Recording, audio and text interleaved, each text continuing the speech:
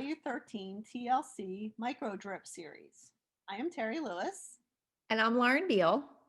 We are both members of the curriculum instruction team at IU13. As C&I specialists, we provide professional development on a wide range of topics. A micro drip is a short professional development session that provides a brief overview of a particular topic.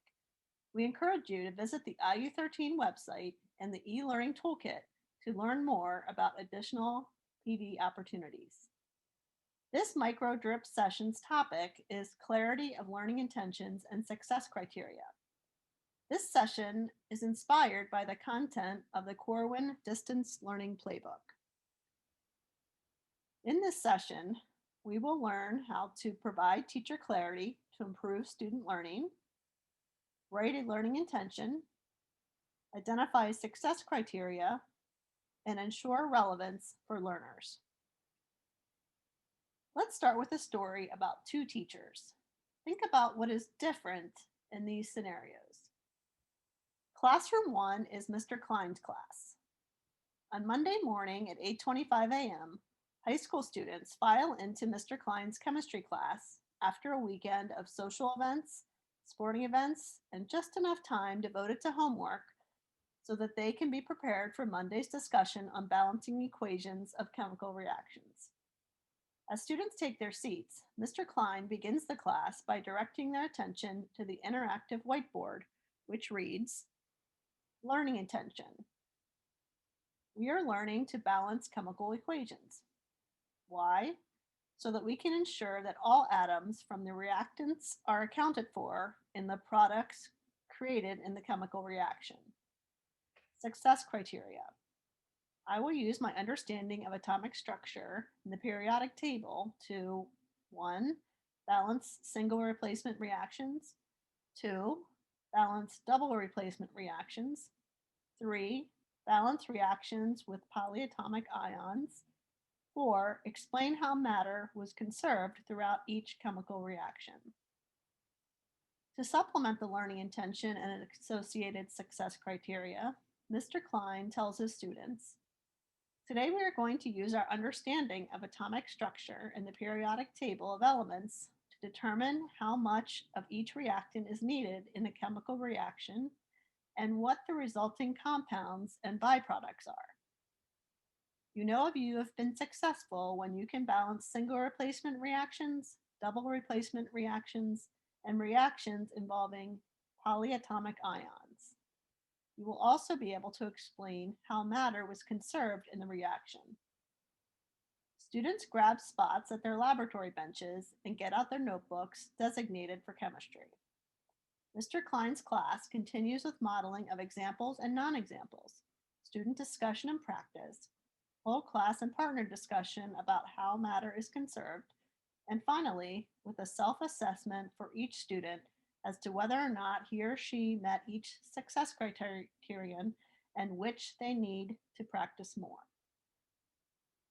Classroom 2, Ms. Heiser's 5th grade class. On the other side of town, 5th graders arrive in Ms. Heiser's classroom, having had just as an active weekend as Mr. Klein's class. Ms. Heiser students begin their morning routine by unpacking their book bags, placing their lunches in their designated cubby, placing their take-home folders in the basket on her desk, and quickly finding their seats to start the morning work. Students notice that today's morning work is on figurative language and retrieve their literacy notebooks from their desks. Following the step-by-step instructions, students copy down the different types of figurative language, define each one using their student dictionaries, also in their desks, and then retrieve and complete a handout where they are asked to circle, highlight, or underline examples of figurative language in a nonfiction story. Although both of these teachers have established clear routines and procedures, in one classroom, it was clear which teacher provided more clarity on student learning. When students know what they're expected to learn, they're more likely to learn it. This may occur at different points in the lesson, but regardless of when, all students should know what they should be learning at some point in every lesson. This is proven by research. According to John Hattie's research on visible learning, teacher clarity has an effect size of 0.74, meaning that it is shown to accelerate student learning. Students must be clear on what they are learning, not just clear on the list of assignments, activities, and tasks to be completed during the lesson. If school is reduced to a checklist of things to do, students may complete those tasks without developing a deep understanding of their own learning and the purpose or relevance of that learning. There is also more to teacher clarity than just listing learning goals. Researcher Fred Fendick describes 4 practices that, when combined, support clarity. The first is organization. Your assignments, activities, and tasks should link to the goals of the lesson so that students can see the connection between their assignments and how they will support them in meeting the intended learning goals. Second, explanation. The information in a lesson must be relevant, accurate, and comprehensible to all students. Next, guided practice and examples. The lesson should provide content that is appropriately scaffolded to support students as they become more independent learners. And lastly, assessment of student learning.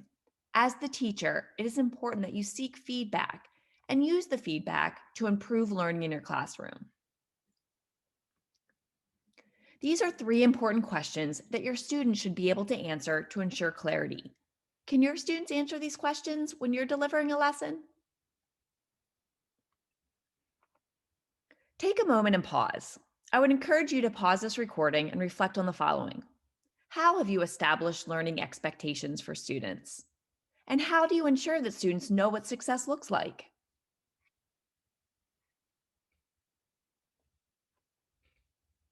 The first question students should be able to answer is, what am I learning? In order to create learning intentions for students, we start with the standards. There are several processes for unpacking standards, but a simple way to get started is by underlining the nouns in the standard. These are the concepts or essential understandings, and highlighting the verbs. These are the skills or what the students must be able to do. In this example, students must understand what informational explanatory texts are to write them, understand a topic well to examine it, and understand the ideas and information they are trying to convey. The next step is to determine your flow of lessons, or which skills or concepts come first and which come later. Think of a learning progression. Some skills require prerequisites, but sometimes the order doesn't matter. It's the teacher's preference. PDE has resources to support your progression or flow, like the example shown here. Now we are ready to create learning intentions. Learning intentions can also be called objectives, learning targets, learning outcomes, or learning goals.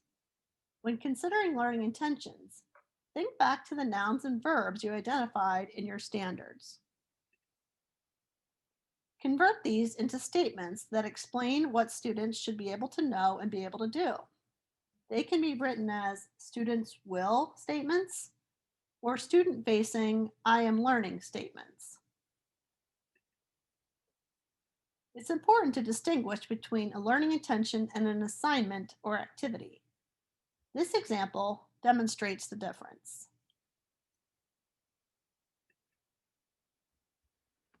Why am I learning this?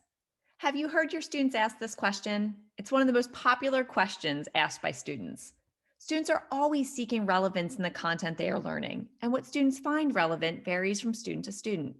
Without seeing the relevance, boredom can sink in, and research shows that boredom has a significantly negative impact on student learning. It is imperative that we make learning relevant for students. Relevance can be found in various ways. Personal association. This occurs when students are able to make connections to past experiences and prior knowledge, or make connections outside of the classroom. Personal usefulness. This occurs when students make connections between what they are learning and their personal goals. And personal identification. This occurs when the learning aligns to a student's identity, passion, and interest.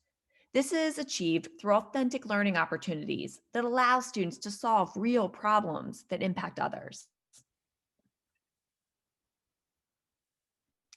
How will you determine whether students have met your expectations?